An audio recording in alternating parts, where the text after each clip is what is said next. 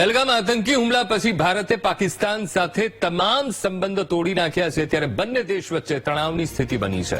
યુદ્ધના તણાવની સ્થિતિ વચ્ચે આઈએનએસ સુરત લડાકુ જહાજ સુરતના અદાણી પોર્ટ પર પહોંચી ચૂક્યું છે, જ્યાં રાજ્યસભા સાંસદ ગોવિંદ ધોળકિયા અને કલેક્ટરે આઈએનએસ સુરતનું સ્વાગત કર્યું. અને મહત્વનું છે કે પ્રધાનમંત્રી નરેન્દ્ર મોદીએ લોકાર્પણ કર્યા પછી પહેલી વખત આઈએનએસ સુરત ગુજરાતના બંદરે પહોંચ્યું છે. હજુ 2 દિવસ હજીરાના અદાણી પોર્ટ પર આઈએનએસ સુરત રોકાશે. આવતીકાલે પોલીસ ઓફિસર, એનસીસી સ્ટુડન્ટ્સને આઈએનએસ સુરતની અંદરથી મુલાકાત કરાવવામાં આવશે.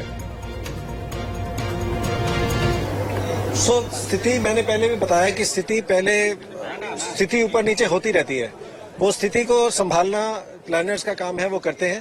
बट ये जहाज नौसेना को और भारतवर्ष को एक कैपेबिलिटी देता है to protect the maritime interest. जो हमारे इंटरेस्ट है मैरीटाइम डोमेन में, उसको कैसे प्रोटेक्ट करना है, अपना जो एरिया है उसको कैसे, और दुश्मन को कैसे बाहर से खदेड़ना है, वो हमें कैपेबिलिटी देता है.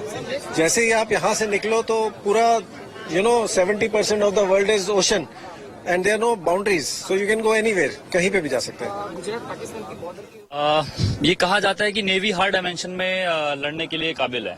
तो आप अगर आप एयर वॉरफेयर की बात करें, सरफेस वॉरफेयर की बात करें या फिर सब सरफेस वॉरफेयर की बात करें, तो हमारा ये जो जहाज है आईएनएस सूरत, ये किसी भी डायमेंशन में लड़ने के लिए काबिल है.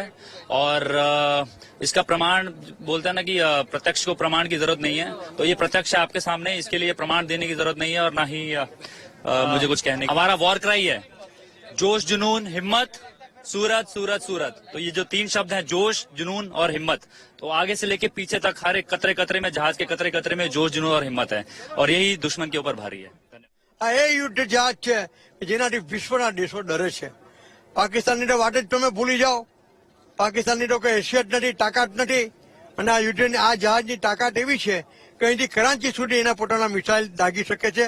બ્રહ્મોસ્ત્ર જે મિસાઇલ ભારતનું સૌથી શ્રેષ્ઠ મિસાઇલ છે, શક્તિશાળી મિસાઇલ છે, તે પણ આમાં મૂકવા ઇન્સ્ટોલ કરવામાં આવ્યું છે. તે ઉપરાંત પણ બીજા અનેક પ્રકારના મિસાઇલ અહીં છે. અને જહાજની કેપેસિટી એવી છે કે અહીંથી એ ધારે તો અણુ બોમ્બ પણ જો જરૂર પડે તો દાગી શકે તે પ્રકારની ક્ષમતા આ જહાજમાં છે.